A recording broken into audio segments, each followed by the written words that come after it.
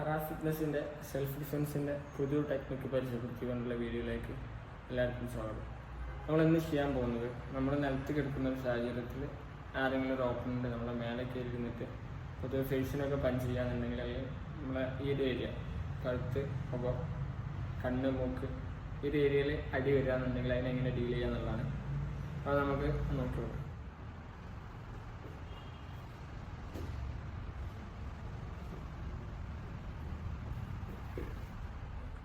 ഇപ്പോൾ ഇതാ, ഞാനിപ്പോൾ ഇവിടെ നിലത്ത് ഫ്ലോറിലാണുള്ളത്. ഇതിൻ്റെ മേലെ ഒരു ഓപ്പണൻ്റ് ഉണ്ട്, എന്നെ അറ്റാക്ക് ചെയ്യാൻ റെഡി ആയിട്ട് ഓപ്പണൻ്റ് ഉണ്ട്. അപ്പോൾ ഇങ്ങനെ ഒരു സാഹചര്യത്തിൽ, ഇങ്ങനെ ഒരു ഫ്രെയിമിൽ അല്ലെങ്കിൽ ഇങ്ങനെ ഒരു അവസ്ഥയിൽ നമ്മൾ ആരെങ്കിലും വന്നാൽ അതിനെങ്ങനെ ഡീൽ ചെയ്യാന്നുള്ളത് നോക്കാം.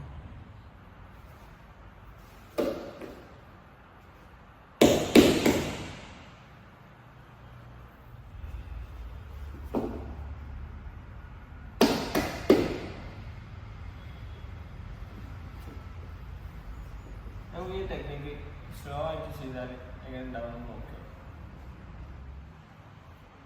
ഇത് ഓപ്പണറിൻ്റെ കൈയാണ്.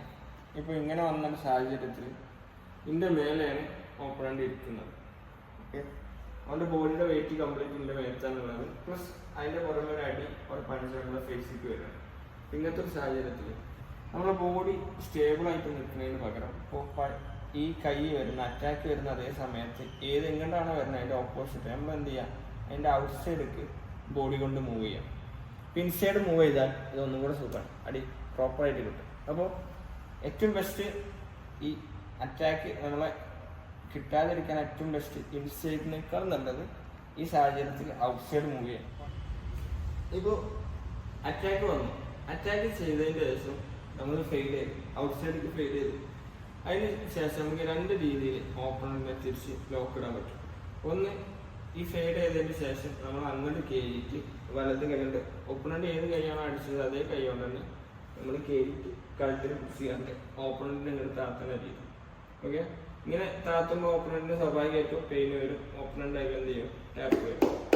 ഇതിനേക്കാൾ സിമ്പിളായിട്ട് നമുക്ക് വേറെ രൂപത്തിൽ കൂടെ ചെയ്യാം. അത് പക്ഷേ ഇതേ അറ്റാക്ക് വരുമ്പോൾ നമ്മൾ ഇങ്ങോട്ട് ഫെയ്ഡ് ചെയ്തു, നമ്മൾ അങ്ങോട്ട് കയറുന്നതിന് പകരം ഓപ്പണിനെ ഇങ്ങോട്ട് വലിക്കുക, ഓപ്പോസിറ്റ് കൈ കൊണ്ട് ഇങ്ങോട്ട് വലിക്കുക ബോഡിക്ക്.